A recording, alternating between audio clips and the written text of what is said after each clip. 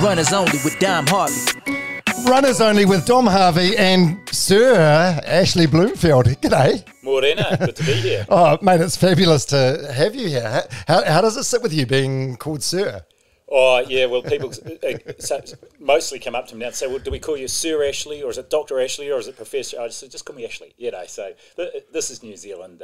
Occasionally the titles gets used, but for the most part, I can go the whole days without even remembering that it's a thing, yeah. Right. Well, we got to get to that knighthood stuff. There's so much ground to cover with you. First of all, the podcast is called Runners Only with Dom Harvey. I know you have a relationship with running. Yep. You still run? Your preferred sort of form of exercise these days is mountain biking, I believe. Well, I enjoy time on the mountain bike. Of course, about 6 months ago, as happens every now and then, there are two sorts of bikers, those who have fallen off their bike and those who are going to fall off their bike. 6 months ago, I was in the first group and I broke my thumb coming off the bike, so it's mostly gentle biking now, and that's actually given me a bit of an opportunity to get back into a bit of running. Nothing too serious yet, but trying to rebuild the fitness. Because you have, as far as I am aware, you've done the Rotorua Marathon twice? I've done it 3 times. 3 times? Yep, and so I've done a marathon 3 times in my life, and all times it was Rotorua. Twice with mates, and the first and the third time. The second time I went down there to try and do the best time I could, and managed to smash out 3 hours. So that was the pinnacle of my running career, and it's been downhill since. 3 hours and... 3 hours and, kind of zero was just right on. Really? Yep. No desire to go back and try for a sub 3? Like sub 3 is like the Mount Everest for an everyday runner. Well, I was in my 30s there, or and I'm a little bit older than that now. Right. So yeah, but no, running's a great thing, and the thing I love about running is it doesn't matter where you are, and I don't go anywhere without my running shoes, because you've got a set of running shoes, you can exercise, and it's such an efficient form of keeping fit and keeping the old cardiovascular health there. So, it's one of the things I really love about it, as well as the endorphins, of course. Yeah, I agree. I still can't believe that 3 hours is a legit time. Like, regardless of what age you are, that's going to be a Boston qualifier time. I can't believe you didn't want to go back and go for a time that had a 2 in front of it. Also, 3 hours in Rotorua. Rotorua is a notoriously hilly course. It's a pretty hilly course, yeah. It's a sub 3 on a flat anywhere. Yeah, well, for me, it was sort of like... I felt like I'd reached the pinnacle, and then it could have all been downhill from there. So I thought I'll take the win. Yeah. Okay, so we are recording this in late March 2023, and I was thinking about it on my run this morning. It was exactly 3 years ago that things were turning to shit, quite frankly. And I suppose this is when you became well known in New Zealand. So what are we now? 22nd of March. 22nd of March. Yes, you're right. This week period, we're right. Well, it was sort of right near the end of it. But if we go back to last week, the border shut on the if it was this time 3 years ago, the border shut to everybody except Kiwis, citizens and permanent residents returning on the Thursday. Saturday, the PM at the time, Jacinda Ardern, made that announcement to the nation about the alert level framework, and it was a big address to the nation. And said, we're going to be in alert level 2 for a couple of weeks. Well, Sunday, everything changed, because we could see actually 2 weeks was too long. And Monday, the announcement was, okay, people, we're in alert level 3, and Wednesday, which is basically today, the day, as we talk, we go into a full lockdown. And here's the point, things were turning to custard overseas, and we had an opportunity, if we acted quickly, to avoid the same here. And by goodness, not everything went right over the next 2 or 3 years, but there was one decision that was really well timed. Yeah. That must have been it was a surreal time for everyone, but I'm thinking, for me, it meant going to the supermarket and seeing people panic buying, toilet paper and canned food. But for you, I guess it was, just a whirlwind of a time for a completely different reason.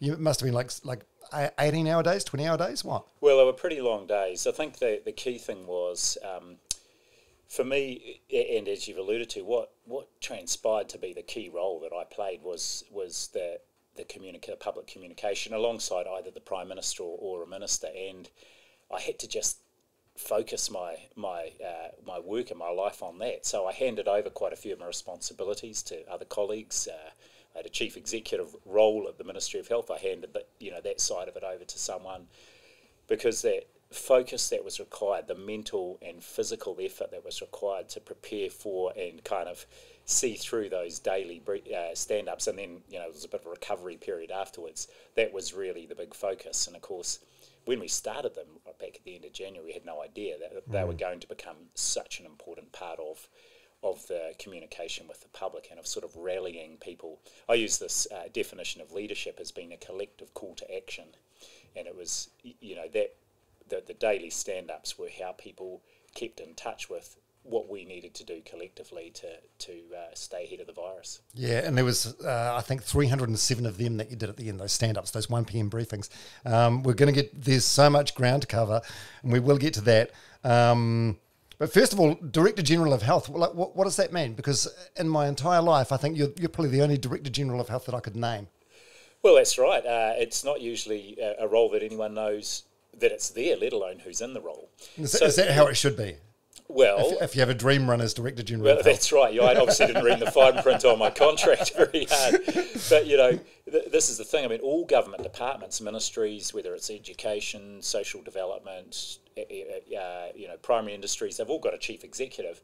And some of those roles have got quite sort of old-fashioned anachronistic titles. Director General of Health, you've got the Comptroller of Customs, there's the Commissioner of IRD. So there are specific titles for a number of these roles, but you're also the chief executive of that organisation. And I guess the role of Director General of Health is, there are two parts to it. One is you and your organisation are the principal advisors to government around health policy and health matters, but also the role sort of leads the health system.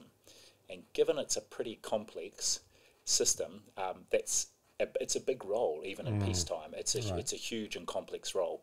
It's not very often you open the newspaper, pandemic or no pandemic, and you don't find health either on the front page or fairly close to it. Okay, so the Director General of Health is always a busy job. It's always a huge job, really. So let's go right back to the beginning. So you were born in Napier in the late 1960s.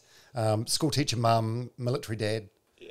Well, military dad part-time. He was, my mother was a primary school teacher, and my dad, who was from a farm in southern Hawke's Bay, Onga, real rural upbringing there in Dannyvert Boys High. He was a mechanic. He got a mechanic's apprenticeship.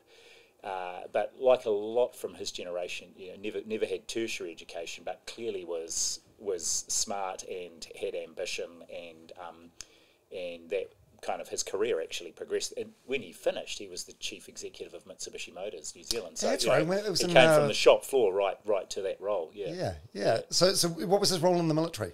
Well, he was he did his compulsory military training and didn't enjoy it very much, but also saw the potential of being in the territorials, and he was in the infantry, and he rose through the ranks and became a lieutenant colonel. He was commander of one of New Zealand's infantry battalions before he finished up in the late 70s. And little known fact, I actually followed in his footsteps, and I've done my officer training in the late 80s and wasn't commissioned into the medical corps. I was commissioned as an infantry officer, and I did that for a number of years, actually based here at the battalion in Auckland. And again, all these life experiences shape who you are, and so when you're put in these kind of really challenging crisis type situations, to be honest, some of the training and experience and the degree to which I was pushed during the officer training, was actually incredibly helpful. Do you feel like you got both your parents' traits, like I suppose the nurturing side from your mum being a school teacher, and I suppose the strict business side from your dad being a military man? Yeah, well, I'd say I did, and both my parents are dead now. My mum passed in 2008, and Dad about 5 years ago, in started 2018, and I feel, I think about them every day. I feel them every day, and it's funny because I'm close to my brother and sister, and we see them in each other and often joke about it.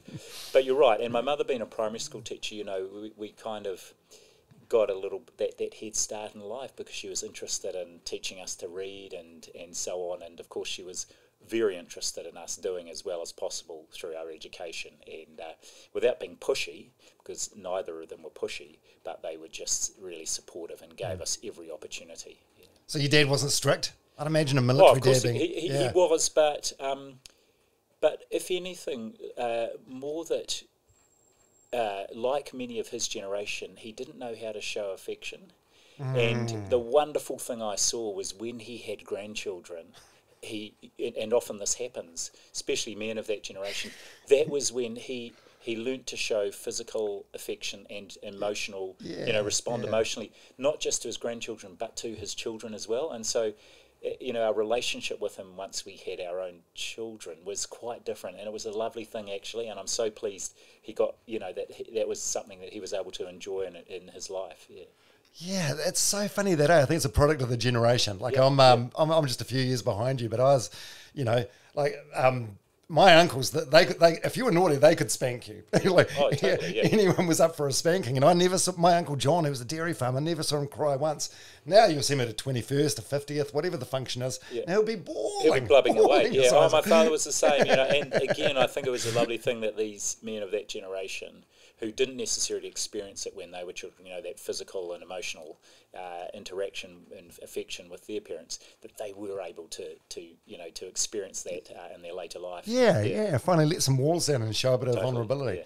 So you grew up in Tawa. Yeah, Tawa was where we shifted. I was 6 years old. We shifted to Tawa.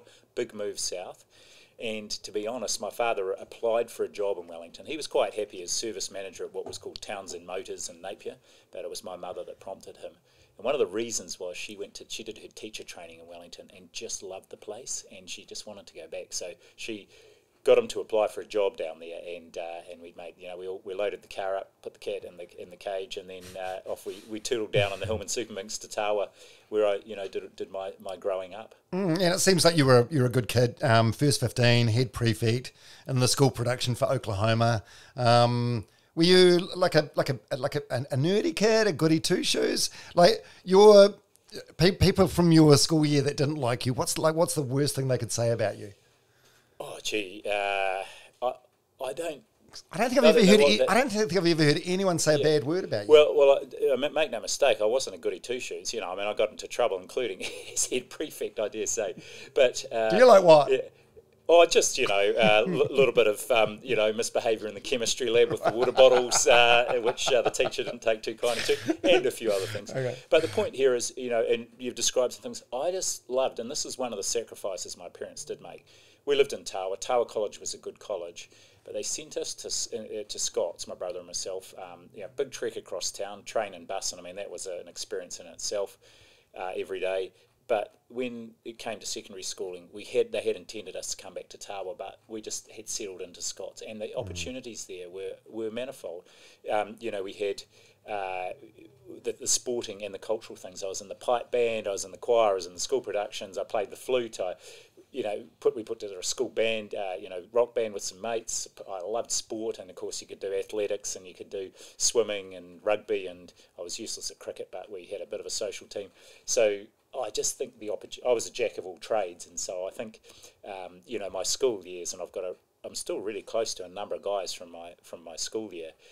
We get together quite often, and really, I have great memories of that time. Yeah.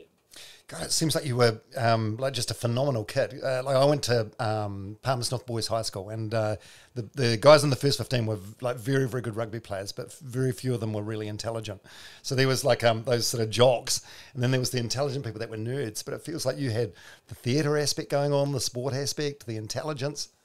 Well, I guess I was blessed. I was reasonably smart, but also again, and I give a lot of the credit to my mother, and she created opportunities. I can remember for years as a kid trekking along to piano lessons and thinking, why am I doing this? And oh my goodness.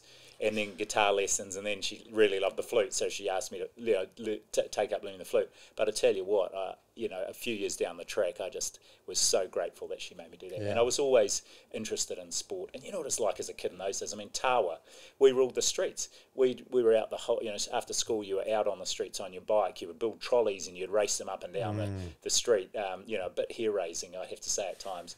But we had the bush over the road, so we were always outside as well. So we were fit, and then you could have an expression of that through playing your rugby or your cricket or running or whatever it might be. Yeah, and you wanted to be a pilot, I believe, until you were about 10, and then I was pretty keen on that, and that stayed with me right through, probably till I was about 14, and then a visit to the hospital one day on a sort of an open sort of thing, and I just thought, oh, maybe medicine's the thing. And then that really shaped my last few years at school, because you had to do all three sciences, so that was good. I still managed to keep up some other things. I did Russian through. Scots was one of the few schools in the country at that time that taught Russian, so I did Russian, a bit of French and so on, but really had to focus on the sciences, and then managed to get just enough marks to scrape into medical school and came up here to Auckland. Yeah, so why medicine? Was there a moment?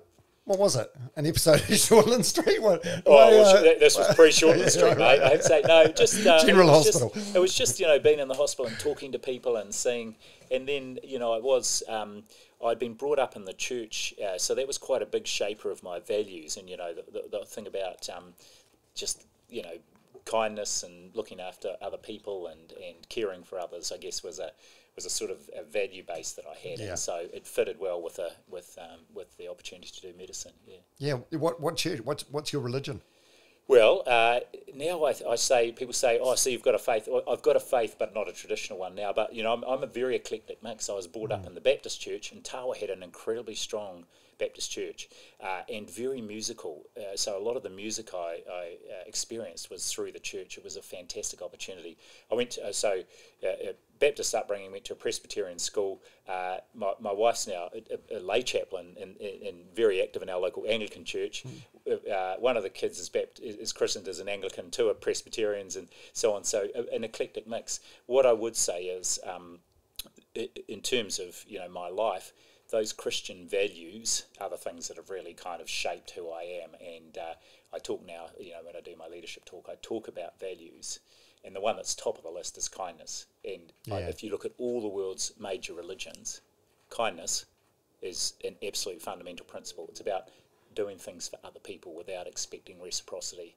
And it's kind of what distinguishes us as humans actually from other species, that we do that. Yeah, it's funny you should say that. I had Adam Perori sitting in this chair last week on the podcast, and at the end of the chat I said to him, "Oh, you're really kind," and he had like a nervous laugh. And then we got talking about the word kind, and it's like in my 20s, I would have like bristled at the thought of anyone calling me kind, but now it's like I'll take it as the highest compliment. Oh, absolutely. I think agree. You're doing well. I agree. I make it really clear. I say to people, I'm a fully paid up member of the Kindness Club, actually. There's just such good evidence, really good evidence about the importance of kindness, and also for your own well-being. Acts of kindness to other people are incredibly supportive of your own mental and physical and emotional well-being. Yeah.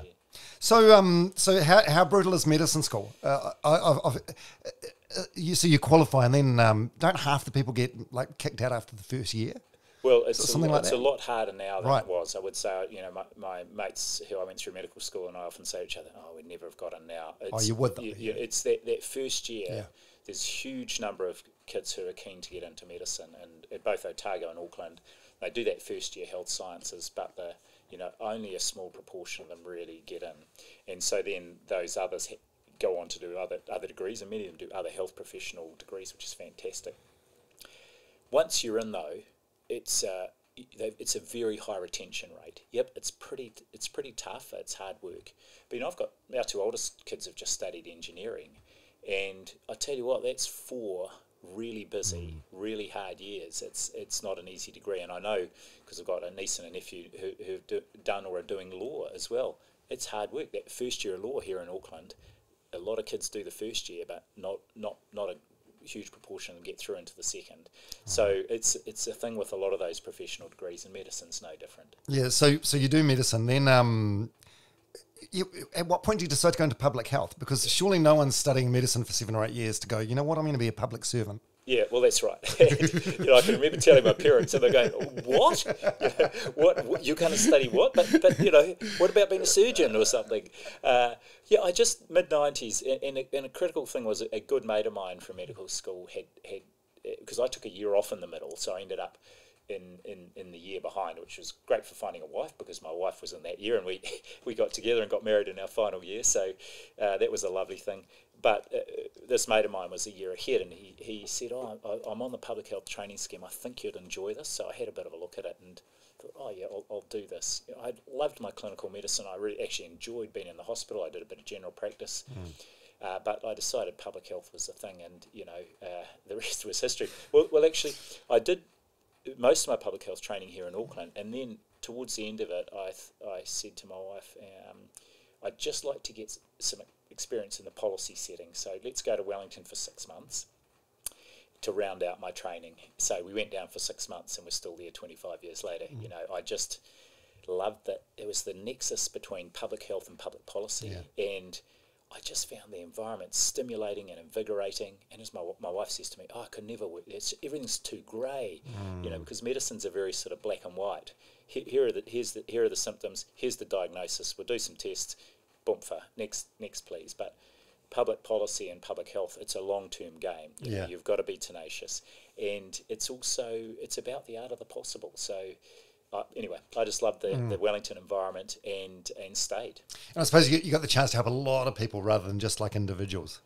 That's exactly it. It's that thought that, and so an example, not so much now, but early in my career in the noughties, I was heavily involved in tobacco control. And I can remember it's 20 years ago that the legislation to create smoke-free workplaces was passed. And at the time, there wasn't even 50% support for that. Within 3 months, even 70% of even smokers supported it, because we suddenly, can you remember the days of going out into pubs and cafes, and you would come home reeking of smoke, or you'd go to work and people would be smoking, and you tell our kids now, and they seems outrageous. They can go days without even seeing a smoker. And this is the thing now in New Zealand. It's different in Europe. Having just been in Geneva last month, you walk down the street still. Yes, no smoking inside workplaces, but you just walk through this cloud of smoke as you walk down the street. It's quite unpleasant. Well, even like if you're flying some planes around on the New Zealand fleet, there's still planes that have the old ashtrays. The old ashtrays, exactly. It's crazy. It is crazy. Imagine someone smoking on a plane. Yeah, and so now here we are. And the time I was working in it, we had really high rates of smoking by our Year 10 students, fourth formers, and we do a survey every year. Now, 95 to over 95% of them, of all ethnicities, boys and girls, have never even touched a cigarette. Whereas back in around 2000, it was sort of 60% of them had at least tried it. And for Māori girls, it was really high. Yeah. So huge change, huge benefits for public health, big intergenerational benefits, and then of course there are new risks that come along. Vaping, potentially. Oh, you love vaping though, don't you? I've heard you're mad about the vape. You love a watermelon vape. Oh, yeah. I don't need to be mad about it, because you sit there. We were at WOMAD over the weekend, and I thought, this place is. I thought there's going to be big clouds of marijuana smoke hovering over, and it wasn't. It was vape. It was vape clouds. So when you see someone in traffic vaping in their car, it's the most obnoxious thing, isn't it? You see these big clouds of vapour sort of seeping out the window. Hey, it's a bit of a sidebar here, but what are your thoughts on alcohol? Do you feel like alcohol is heading the same way as tobacco in terms of, the awareness about it? And do you think like 20 years from now or 50 years from now, whatever the time frame is, we'll look back and go, can you believe that, alcohol was encouraged to drink for the antioxidants and for the health benefits? So, a few things. And I have been involved quite a lot in alcohol policy, both in New Zealand and internationally over the years. There are a couple of key differences. First of all, alcohol is much more widely used. Here in New Zealand, over 80% of people would have a drink of alcohol at least once a month. So it's a much more widely used product. Yes, it's a drug, and actually it's a quite harmful drug. It's carcinogenic. It harms the fetus, so, for pregnant women, there's really good evidence for all these things. There's no dispute. But it is much more widely used, and here is the thing. It can be consumed in small quantities safely, whereas that's not the same for tobacco. Tobacco is harmful at any level. So those are a couple of key differences. So saying, there is a huge burden of public health. There's a huge public health burden, family and violence, a whole crime, a whole lot of things that are associated with alcohol. There's a very strong association between alcohol and suicide, especially in young people. And these are issues we need to absolutely look at much harder than we are. And, I think the media's actually been pretty good at highlighting these issues. And you've got, Guy on Espiner, who's just published a book talking about his experience and a number of other prominent people. I think we will see policy change here.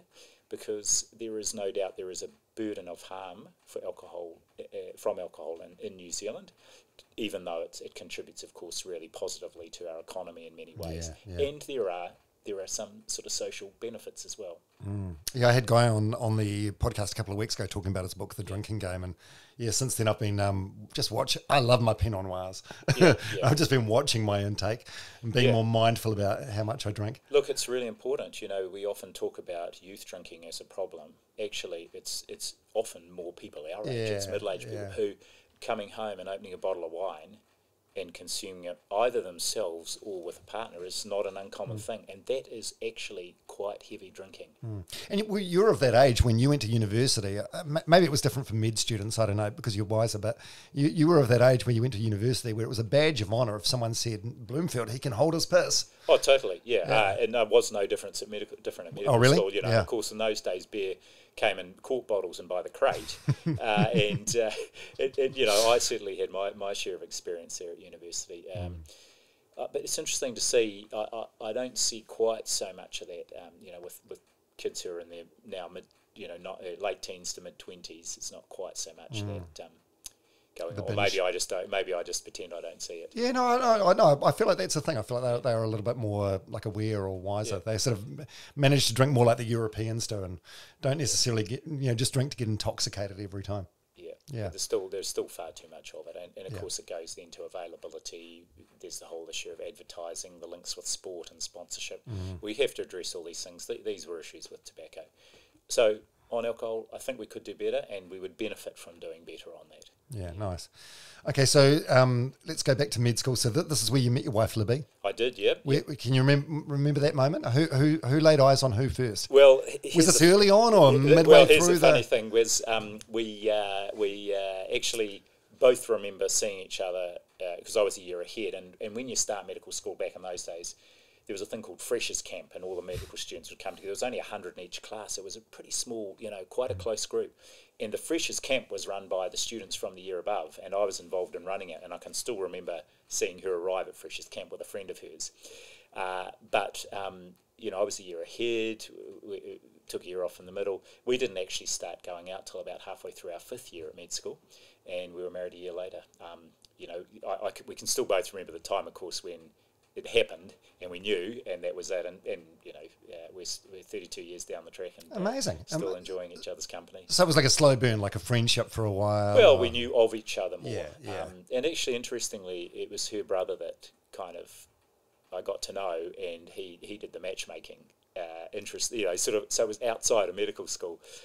He was quite keen for us to get together, and he's still a great friend, and we were very close as a family. Yeah. Was it fairly mutual, or were you keener than her initially, and you had to win her over, or vice versa, or? Well, that was the thing. It was kind of it was mutual, and oh, that's nice. So the moment arrived, and suddenly that was it. We knew, and I can safely say within 2 months, it was my wife that raised getting married first. Is that right? Yeah, within 2 months, and it was more. The question was, so when are we going to get married? That was it wasn't or shall we get married? Yeah. Like when you know, you know. When you know, you know. And after that point, she was pressuring you to propose. No, we just planned it all out because the 5th year of medical school is the big one, and you have exams at the end of the year that are quite substantial, and we did a lot of study. She's really smart. She's an A+ student. I am not an A+ student, so I did have the benefit of her diligence. Did sort of brush off on me, and I got my best marks ever at medical school in that year. But we decided as soon as the exams are finished, we're going to get engaged that day, and so we got engaged that same day. I did the traditional thing and went and kind of semi-asked her father for permission, and he was her parents. So I think we're sort of they were delighted, I think, and they're great. As I said earlier on, my parents have passed now, so it's lovely to have her parents. They're in a sense my kind of now my parents, and we're all very close. It's just a lovely thing. Yeah. Well, I've just turned 50, and both my parents are still alive, but obviously they're getting older. I think, anything after the age of 50, if your parents are still around, you're doing pretty lucky, aren't you? Can you remember the proposal? Was it a romantic proposal, or? Yeah, well, of course, this wasn't a surprise. I didn't suddenly pull a ring out. We had gone and chosen the ring. We'd gone and chosen the ring, and we did. We went down to the waterfront there on Tamaki Drive, Mission Bay, and just, formally I proposed to her, and it was just lovely. And it's a special thing, really. It's nice to still be kicking around together. Oh, absolutely. Quite a few years later. Is there any sort of secret or anything that you think is the key or the cornerstone or the pillars to your successful marriage? Well, it's a bit like leadership. The hardest domain of leadership is leading self. And so the best way to have good relationships with other people, including with your lifelong partner, is to understand yourself really well and be on that journey of maturity and growth. But fundamentally, it's also about communication. You've got to keep communicating about what's going well and what's not going so well, and just it's the same with anything. Yeah. But, and a lot of hard work. I mean, that's the other thing is you've got to put effort in, you've got to put work in to relationships. We do it all the time, but of course the person you're kind of spending your life with, you've got to keep putting the work in. Yeah, and I suppose that's the hard thing about it, especially like during the last 3 years for you. Like if you're busy at work all day and you're doing these 1 o'clock briefings and you come home, probably the last thing you want to do is have a conversation or talk about mundane but very important, home stuff. Well, that's the challenge. And, Libby was fantastic. She kept our home COVID-free in both the literal and the metaphorical sense. So when I came home, it wasn't a debrief on COVID. She wasn't asking me, what's the latest? She would watch the 1 o'clock stand up with everybody else. But the thing was, I did try, and I've always tried to come home because, I've been in senior roles for quite a while. And so you've got to come home, and you can't come home and just crash on the sofa and say, grab me a beer, I'm just done. You've got to come home and have energy for your whānau. You've got to be your best self. And there's no, you're in the wrong job if you're coming home and just feeling completely shattered. That doesn't mean you don't come home and you're not tired. But the thing was, and you've alluded to this, was my headspace. So, a classic conversation would be, and Libby, would say, there's a couple of things I need to talk about with you, just general stuff. And I'd say, I've just got a head full of stuff at the moment. I've got this, I'm just working through. And she would say, quite rightly, when can we talk about it? And I would say, I can't even think about when might be a good time. Yeah, speak to my PA, get an appointment. But the thing was, when I did finish, and, when I sort of hung up my boots, as it were, at the end of July last year, and suddenly got my brain back, and it made me realise I was carrying the analogy I used, I was carrying the COVID 1,000-piece jigsaw puzzle in my head the whole time. And it was a jigsaw puzzle where I didn't have the benefit of the picture on the box to start with. And every bit of information that came along, I had to work out, where does this go? What's the picture? And that had taken virtually my entire brain capacity for 2 or 3 years. So when I walked out of the building, suddenly when Libby said, can we talk about a couple of things? Yeah, let's do it right now, and what a relief for her. Yeah. And she'd been so patient. So we enjoyed 6 months. 6 months of kind of just doing that. And catching up on her big list, her big to-do list. Tell you what, there was a long list of things I needed to do around the house. I can imagine. But we could enjoy doing them together without the pressure of, thinking, oh gosh, I've got Mike Hosking at 5 to 7 tomorrow morning. Better start, mentally preparing for that. Yeah, is that a stressful thing? Like if you're actually, we can probably fast forward and we'll get into the pandemic stuff because I'm mindful of your time here. But I've been thinking about you and what you do a lot, because it's, in terms of those 1 o'clock briefings, for the journalists that are in the room, it's like a win for them if they can catch you with your pants down, or if they can catch you off guard. And I think one thing you were very good at is, just being honest and being knowledgeable, saying when you knew something and saying when you didn't know something. But if you say you don't know something too many times, that's when they go, this guy's a goon, we got to get him out of here. So you're in a room of people that are basically trying to, it's like you're batting in cricket, and each of them is a bowler that's trying to bowl you out. Yeah. That is stressful. It is stressful, and I'm glad you used the cricketing analogy. Cricket got me into trouble at one point because I went to a Black Cats game when I wasn't supposed to, if having been invited. But the cricketing analogy is a good one, because the first 6 weeks or so of the pandemic, when this was all going off, were the most stressful because there was so much uncertainty. You didn't know where it was going, and I was literally waking up at 3 a.m. on the dot in a cold sweat. I'd be, dreaming COVID. It was just occupying my sleeping and waking time, and thinking, I'm going to get this wrong. It's all going to go badly. I'll get thrown under the bus. I wasn't so worried about myself. I was worried about making the wrong calls, giving the wrong advice. But then one morning, I don't know what it was, I just got up and I thought, hey, it's okay. You've trained. You've got great people around you. All you can do, and I'd been starting to do the stand-ups by this point. Yeah. And I'd had some really helpful feedback from my team when, the stand-ups had started to become a bit of a thing, and this was before the lockdown, and it was who was this Dr. Bloomfield guy, and people were watching, and there was something funny that someone had put on social media after the stand-up that day, and I got back to the ministry, and my team were all there, huddled around the computer, twittering away, and they said, come and have a look at this. What was it? So this is pre the lockdown. Right. So because this wasn't spread your legs. No, this was just generally, the kind of, it was when I was, because it had become a daily thing, and there was big decisions. Maybe it was when I'd done with the PM or with the minister, but they showed me this, and I can't even remember what it was, but one of them turned to me and said, we don't get it. We just see you up there being yourself every day. And I said, tell me if that changes.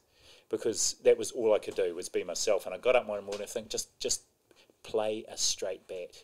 That's all you can do. So you never know whether it's a googly coming down or a bouncer, but, you've just got to play a straight bat. And for my part, I had the advantage of not being a politician, and you've made this point.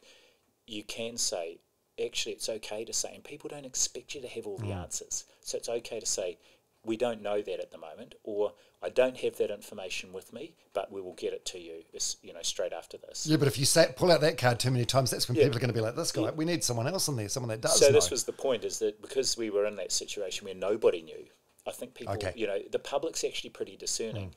If you're the Minister of Finance and say you don't know the latest inflation rate, well, there you've got a problem. But if it's clearly emergent information, and this is the point, I did make sure I was incredibly well briefed, including on the detail. And so one of the things that gave me confidence to hold that kind of overall narrative was knowing that if I got asked a question that was, what proportion of Pacific have now been vaccinated, or, what was the ethnic breakdown of the cases this week, that I would be able to pull that information up, and then that helps give people confidence. Actually, this person, they may not have all the answers. That's okay, but they've got a lot of answers. They've got a lot of answers. Yeah. They know what they're doing, and so you're trying to build trust and confidence. That was the key currency. And in terms of building trust, of course, and this is again the advantage I had over politicians, there's no mileage in a politician saying, we've changed our mind. Whereas I had to do that a number of times. Think about the evidence around masks. It was a year in before WHO changed their advice. And of course you get roasted. The media go, well, how come you've been saying for the last year masks? Actually, the evidence has changed. That was our previous view. Now this is the advice. And again, people are pretty discerning. And of course, the biggest one to do is when things don't go right, and you stand up there and put your hand up and say, we could or should have done better. Here's what we're going to do about it. And when we were sort of having a chat beforehand, I talk about the media's favourite F-bomb, failure. You look at their headlines, they've got a favourite C-bomb as well, crisis. So everything that doesn't go perfectly is a failure. They overuse the word. But I did start to respond to them by saying, it's not a failure if things don't go right. It's a failure if we don't review and learn and improve. And, in that sort of situation where you don't know what's going to happen, the last thing you need is for your people to stop pushing the boundaries, and because of a fear of failure. So it was really important that when things didn't go right, I fronted up, never threw any one of my people under the bus, but said, no, I'm responsible, this is what we're doing about it. Because the last thing you needed was for them to stop taking risks, as it were, because we had to make decisions so quickly. Yeah. Now, what was the cricket thing you were talking about before? You said you got in trouble for going to... Oh, well, I got an invitation from New Zealand Cricket. Very kind of them to go and watch the Black Caps versus Australia. It was one of the 2020 games. Right. Actually, New Zealand Black Caps had a great win over Australia at the stadium. and had a lovely invitation afterwards down to the dressing room, and great chat with Kane Williamson. What a fantastic guy. Oh. And that whole team, I mean, the culture, you could just feel it in the room. Got some photos. You'd be mad not to accept the invite. Oh, well, he gave me one of his jerseys that, with signatures on it. But here's the thing: as a public servant, you get given a lot of things, and we got a lot through. I got boxes of wine would arrive through the pandemic, and big, trays of muffins and all sorts of things, and you declare it, and most of it I'd give away to the staff, and the odd thing when I left I was able to take with me.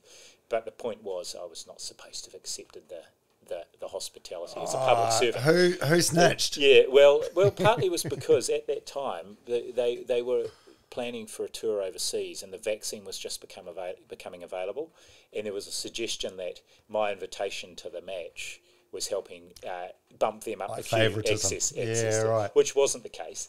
But, it's all about perception, and it's really important that as a public servant, you're just seen as being, integrity is so important in terms of public trust. Yeah. Well, you're an incredibly intelligent guy. Were you mad at yourself after that because you thought, shit, I should have seen this potential loophole? Well, yeah, and, but then you look at the photo of you and Kane and you're like, well, that's still pretty well, cool. I mean, interesting, the public response was very much on the side, look, if he wants to go to a bloody cricket game, he should be able to go to a cricket game. He's working pretty hard. But, it is an important thing. And, I guess, I kick myself a bit because I'm incredibly meticulous about that.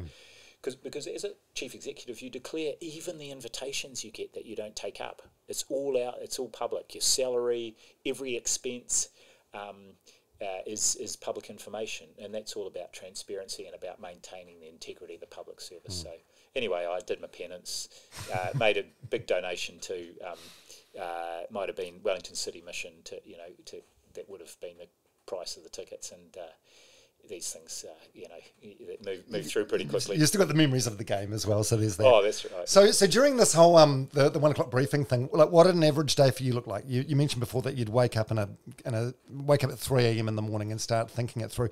Was there just a lot of reading involved? Or what did a day look like? So 3 a.m. you wake up.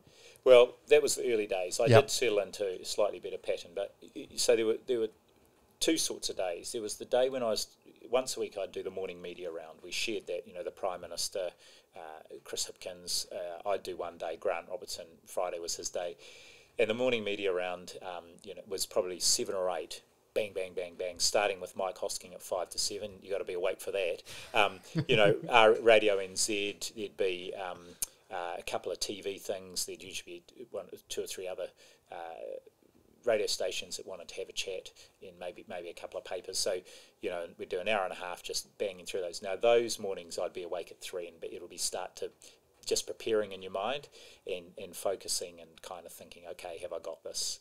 But you like when you're doing ZB with Mike Hosking, you're not given like a gauge in advance about what he's going to ask. Well, that's where you've got, I have to say, of course, and people recognise this, I was not a one-man band. Fantastic team behind me, and the media guys, I call them guys, men and women, were just fantastic. They'd been at work at 6, going through all of what was coming through on the stories, what Mike was talking about that morning, what everyone was covering. So then we'd sit down before the first one, and we'd do 10 minutes. They'd brief me and say, here are the issues. By the way, this came up overnight. Oh, have you seen this story from the UK X? So I'd be briefed ahead of those. But yeah, part of it's also. And, Mike was great because I sort of talk about, people go, oh, how do you put up with it? But, I'd ring, you'd call in, and of course it was a pre-record about 10 minutes before, and he'd say, g'day, mate, how's it going? Okay, let's get into this. And we'd do our thing, and he'd do his shock jock kind of questions, and I'd, play him a straight bat. And then at the end he'd say, thanks, mate, good as ever. And off we'd go. Now, the last interview, a lot of people have heard this because he's very popular. I mean, he's good at his job. He's huge, and he's very, very good at his job. He's very good at his job, and he said to me, so Ashley, we've had a few interactions. How would you rate these discussions out of 10? What would you give them? And I said, Mike, I'd say I'd give them a 7 to 8. You're trying to do your job as well as you can, and I'm trying to do mine. And I turned it back to him. I said, what about you? And he said, oh, well, I don't rate your performance very highly. No surprise. Didn't lose any sleep over that. And he said, there's one thing I will say is you always turned up. And, that's the thing, isn't it? Sometimes I knew, I was going to get asked, when are you going to resign? Because something had not gone right. And I'd get a roasting or, you expect that. But here's the thing, I always turned up. And I don't think I ever turned any interviews down. Sometimes it might have just not, might have been a timing clash, because part of my responsibility was to just be available. Yeah. The stand-up, on a typical stand-up day, 10 o'clock in the morning, almost I could set my watch by it, my cortisol levels would start to go up. Classic response, no appetite, bit sweaty, heart rate goes up, just starting to mentally prepare, physically prepare. I do 2 hours prep with my team, going through all the data, going through what my lines. We'd be working with the Prime Minister's office, and then I'd race down the road. I'm a pretty fast walker. Race down the road to the PM's office. We'd spend an hour going through what we're going to say, finalising it all, making sure we had the latest data, getting really clear about our messages, and then down. And I talk about, we'd go down in the lift together to the ground floor of the Beehive and walk into the theatre, and it felt like walking into the Coliseum. Not the Coliseum now as a tourist attraction, but what I assume it was like a couple of thousand years ago. Yeah. And the intensity of it, because as you say, you've got all those reporters there, and they want to catch you out. They want to catch you out, and personal protective equipment, PPI. PPE was the classic one. So, Dr. Bloomfield, are you saying that every health professional in the country's got the PPE they need? Well, that's what we're absolutely aiming to do. Well, I've got a text here from Maureen, a nurse in Kaitaia, and they want these masks. And okay, you give us the information, and we'll follow that up. So, the big thing is, and this is the thing that people remember, because I had such lovely letters and emails, and people could still come up to me every day on the street. The thing people remember about the stand-ups, it's the old leadership adage. People don't remember what you said or did, they remember how you made them feel. Yeah, 100%. And the most important thing that I did, and of course the Prime Minister was doing it, was being calm. And it just gave people a sense of assurance. We've got this. So whatever was being thrown at me, my job was to, and it's about that, leading self. Don't let I couldn't let the media give any sense that they got under my skin. Yeah, I had there was some you pretty never rolled your heavy eyes. Sweat times, actually take every question for what it is. And people say to me, how did you put up with they would say ask the same question over and over. And I would say, that's fine. That was a gift, because that meant I could give the same answer and reinforce my message. So I just treated that as a gift. And and I said, and by the way, I knew that I didn't need to get annoyed, because the rest of New Zealand was doing it on my behalf. Yeah, 100%. Shouting at the TV. Yeah. So, so what was it like behind the first of all, like pre-pandemic? What was your relationship like as the Director General of Health with the Prime Minister? You had anything to do with her? You saw her occasionally? Yeah, I had a little bit to do with her because of three things that had already happened while I was DG, quite big things. The measles? First of all, the measles outbreak in Auckland, but first of all, and the first time I met her was after the terrorist attack on the mosques in Christchurch. Right. And I still remember that vividly, because that weekend, that happened on the Friday, and of course we met that night. Over the weekend we met as a group, because the health response was part of it. All the injured people were in Christchurch Hospital. So I was involved in all those briefings. We met 4 or 5 times on the Saturday and Sunday. So that's when I first got to know her and other ministers. Then we had the measles outbreak, and that was a big lesson for us, because we were too slow out of the blocks. I commissioned a review. We took the findings really seriously, and actually in the end I got quite involved in that, including fronting some of the media there. And then later in the year, to cap it all off, in December we had Whakaari, White Island, another disaster, and of course that required a really significant health system response as well. So we were off the back of all those 3 things. So I did know her, and I guess we had a bit of a relationship there, and a degree of trust already. Yeah. Because from like my perspective and New Zealand's perspective, all we saw was you guys like washing your hands, walking in and up to the lecterns. So what does she call you, Dr. Bloomfield or Ashley? You call her Jacinda or Prime Minister? Well, this is quite funny, because when I talk to groups of kids sometimes, they'd say, "Oh, is Jacinda your BFF?" and because that was the impression that they only saw. It was always the two of us together. We were like a unit, and I know there were some kids that thought we were married. It's quite funny, isn't it? Look, her number in my phone, it's changed now, but her number in my phone said PM. And even when she'd call me in the evening, I'd never called her Jacinda. The first time I did that was after she stood down a few weeks ago, and I texted her and said, for the first time, Jacinda, and just sent her a message of support, just to see how she was. And she responded back, actually, oh, dear Sir Ashley. Oh, I've been wanting to say that. She would call me Ashley when it was just the two of us, but in front of others, you know, in front of ministers and so on, it would be Director General. So she called you Ashley. I suppose if she wanted you to call her Jacinda, she could say, "Please call me Jacinda."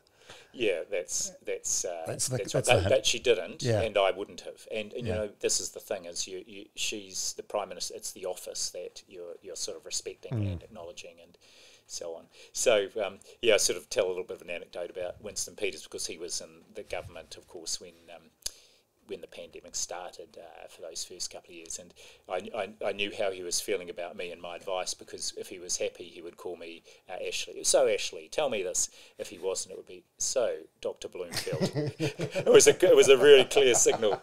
Anyway, helpful. That's funny. No names necessary, but in terms of the press gallery or the journalists, did you come to dread anyone in particular? You see someone? I didn't. No, I didn't. No, I look. You know, again. Their job is to hold people to account, and if New Zealand's a well-functioning democracy, and it is, it needs a number of ingredients, but one of them is a good, strong, independent media, and they're doing their job well if they're holding the public service and the government to account. I mean, it's not all their role, but it's an important part. And on a couple of occasions, especially when they were coming under fire, you know, there were some of the journalists that people sort of took a dislike to because they were tough. Tova O'Brien's. Tova and Jessica. First Tova, then Jessica. The question I sometimes get when I'm doing my speeches is, how do you decide between who goes first between Tova and Jessica? But, you know, they were doing their job. And I can tell you this, especially in that first year, after we'd done a stand-up when we were in a lockdown and I was walking out, most days, one or other of the journalists as I was walking out would say, thanks to your team for their hard work. You know, so they're playing their role. I got invited to the press gallery parties, and, you know, that's a nice opportunity just to connect. And I've done a few interviews recently. I just did a little bit of media around the whole political neutrality thing. I don't have any residual issues. I think we've got some really good journalists in New Zealand. It's a tough environment, my goodness me, being in the media.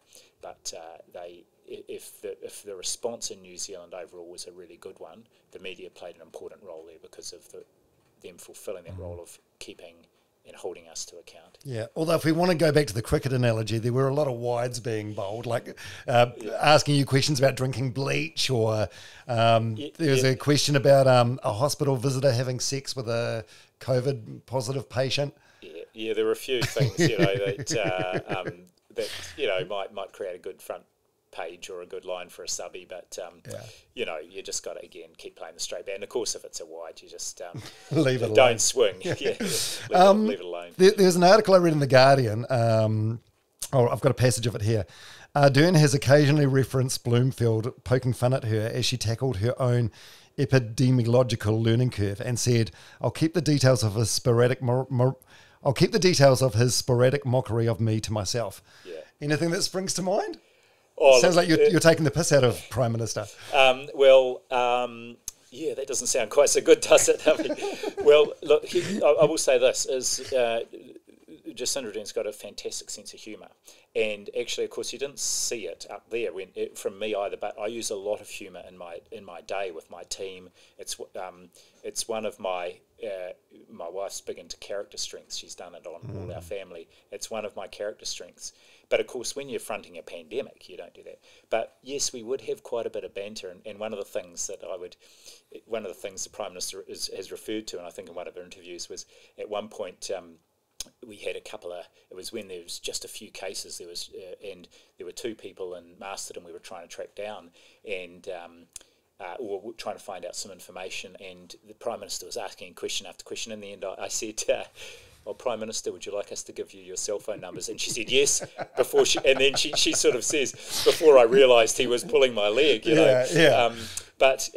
We did have I would say that was part of just, you know, of course, humour is a way you deal with the pressure and the stress, but it did help us, I guess, just develop the sort of relationship of trust we needed. You know, she needed to know that when we were doing the stand-ups that I was going to be reliable, and if she threw things to me, I was going to be able to pick them up, and vice versa. If it was a political issue that I was being asked about, she would step in there. So I guess, often the way we connect with people, even if it is a work relationship and a purely sort of formal relationship, is through, kind of knowing each other a bit as people, and I guess on that human level, we certainly enjoyed a little bit of banter. Yeah, and you guys are catching up privately. Yeah, we're going to have a cup of tea at some point. Just to, the Prime Minister finishes up. Jacinda Ardern finishes in Parliament in a couple of weeks' time. That's it. And so, we just thought, now we're both out the other side, have a cup of tea, and I'm interested if she, just to kind of see how she is really. Yeah. She's got, Neve is starting school fairly soon. I know she and she's talked about this. She's so looking forward to just being able to spend more time with Neve, be there for her when she starts school, and of course, I'm sure spend much more time with Clark as well. Yeah. He'll appreciate that. I mean, it's a crazy thing that you've both been through that links you both together for life. Like I've had Jimmy Neesham on an early episode of my podcast, and he talked about his relationship with Martin Guptill, and just some innings they've been through together that just links them to for life in a bond that no one else can imagine. And it's the same for you and Jacinda Ardern. Did you copy any of the, like, I feel like as far as leaders go, like she copped it pretty bad, and in terms of like partners of leaders, I feel like Clark's had it worse than almost anyone in memorable history. There's just been so many absurd rumours. What about you? How did you fare? Have you copped any sort of? Yeah, I copped a bit, and I was aware of it, but I never felt unsafe. I got advice around my security, and there are some people out there, and you think of some of the things that were being said around the protests in Parliament about hanging people, and I was on that list about doing bodily harm and so on to people. But let's put this on the table, and I've talked about it publicly before. It is extremely gendered, and it is deeply misogynistic. So if you're a female, so not just Jacinda Ardern, but people like Susie Wiles and others who were commentating, were subjected to just this absolutely, and there's no other word for it, vile and very deeply unpleasant kind of abuse. And there's no doubt in my mind that because the Prime Minister at the time was female, that made it, just layered the unpleasantness on. And including when she was out and about with Neve with her, people just shouting actually disgusting stuff at her. And it's not okay. It's just not okay. I was never subjected to any of that, and I know that a big reason for that, even though I was, clearly I wasn't the Prime Minister, but I was the architect of a lot of the advice around things that upset people, like mandates and so on, and the vaccination program. That I never was subjected to that sort of vitriol, which she unfortunately was. Yeah, have you had anything in public? You sort of people have had on the show, on the podcast, that are polarising. They generally say any mean stuff about them is online, and face to face, it's nothing but positivity. Ever. Absolutely, my experience. Yeah, this is interesting because I'm sure there are some of those people see me and they either don't have the courage or I'm thankful they don't come up and say anything. Every day, literally every day, people come up to me from all walks of life. I've had many, many thousands, and only one of them has said something kind of, well, I hope you have a horrible day. But, sick burn. Yeah, but it was kind of like, well, if that's the worst of it. But literally, I still get people. And I was at something last night. I was saying earlier, at the university here, launch of these this wonderful coupe scholars, that 18 amazing young people for the year, and the parents of one of them came up to me. Oh, we're just huge fans of what you and your team did. And, the fella shook my hand, and the woman said, can I just give you a hug? Which I was really happy about because I love connecting like that. And that's just a lovely thing. And it was the letters and the cards and the messages that I got every day, usually to me and my team, that just kept us going. Classic one, this envelope arrived. It said on the front, Dr. Bloomfield, Wellington, I think. That was the address. Found its way to me. 92-year-old woman from Invercargill. She said, in that beautiful, how old people write with that slightly spidery writing. Yeah. Beautiful card. I've never sent a card or anything like this before, but I just have to thank you and your team for looking after us. I know I'm alive today because of what you did for us. And, that's gold, and I could every week I'd have an online kind of all staff thing, especially when people couldn't come into the office, and I'd just be able to read through some of these things, and that just kept people going. Give you the motivation. Totally, yeah. There was probably the biggest viral moment, I think, through that whole period is when you were doing a stand-up with Chris Hipkins as Minister of Health, not Prime Minister. And he had a slip of the tongue and he said, spread your legs. Yeah. And what he was meaning to say, stretch your legs. Correct, right? Yeah. And then you can be seen smirking, and then like you raise your eyebrows to someone in the wings. What was happening there? Behind the scenes, someone's laughing and they make eye contact with you? Look, I wasn't doing it at anybody. I was just standing there thinking, and sort of, I couldn't help myself, this little smile. I thought, did he really say that? And then I could see, I think he kept his composure incredibly well. Well, I just did this little eyebrow raise. He hassles me about it, says I'd be a useless poker partner because can't keep a poker face. Well, what was happening was the reporters, who all had masks on, it was at that time, they all had tears running down their faces. They were laughing so hard. And, of course, no one else could see this. And then at the end, when we finished, the room just absolutely erupted. It was quite a moment. I just had to sort of try and get through the rest of it without kind of cracking up. I just couldn't do that. But anyway, I sent now Prime Minister Chris Hipkins changed his number to PM in my phone. I sent him a text when he got the role, and he sent a nice one. He'd sent me a lovely text at the end of the year last year, and when I got my New Year's honour, but I said, oh, well done, and great stuff. And he sent this text back saying, yep, thanks very much. It was your eyebrows that got me here. So I said, well, they're available anytime if you need them. Oh, it was a great moment. Yeah. Another moment, which I don't know if you remember doing this, because I'm sure you do a lot of media and stuff, but there's a segment done by the Stuff website called Kia Kids News. Oh, yes. And there was a thing I watched yesterday, some kid asking you about farts and whether you can catch COVID through farts. Yeah. Like, how do you answer something like that?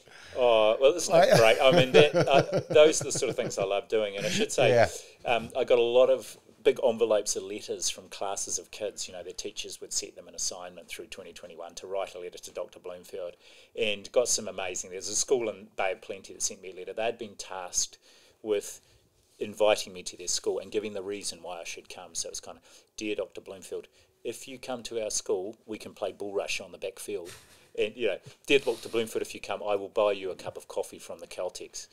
Not from the BP, because their coffee's rubbish. So, and then occasionally I do Zooms just with classrooms of kids, and it would be just gorgeous. So you just got to take these questions as they come. Kids are great, aren't they? Yeah, they're fantastic. It's a great segment. But I guess I could say I'd been used to having curveball questions thrown at me in the media stand-ups, not necessarily about farts, but there were some pretty unusual ones. Oh, there were, like the drinking bleach one that I mentioned before, and questions about 5G and that relation. Yeah.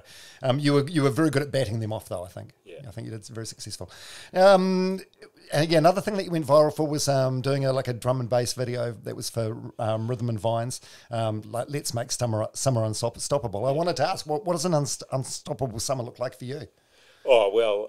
lots of reading, lots of family time? Lots of family time, and, we had a lovely summer this time. We've got a little place down at Nelson Lakes where we go down to, and had that for a wee while, and so it's just time in the sun, actually just sitting on the beach with friends, out on the boat, doing a bit of stuff, nothing flash, getting out into the hills for some walks and, of course, some biking.